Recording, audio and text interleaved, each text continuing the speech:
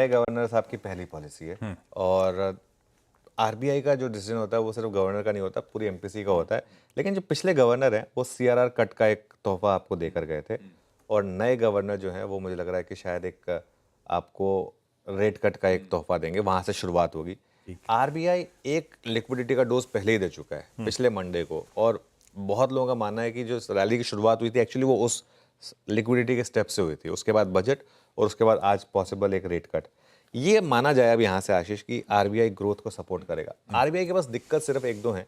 एक तो जिस तरीके से डॉलर रुपये घुमा है, और बजट के बाद जो लोगों के हाथ में पैसा आएगा वो खर्च होगा तो थोड़ा इन्फ्लेशन भी वापस ऊपर आएगा, तो वो एक खतरा हमेशा रहेगा। कुछ देर में इसमें डिटेल में बात करेंगे इस पर। लेकिन रेट कट और जो बजट में स्टिमुलस आया है ये एक पावरफुल कॉम्बिनेशन हो सकता है 6 महीने के हिसाब से।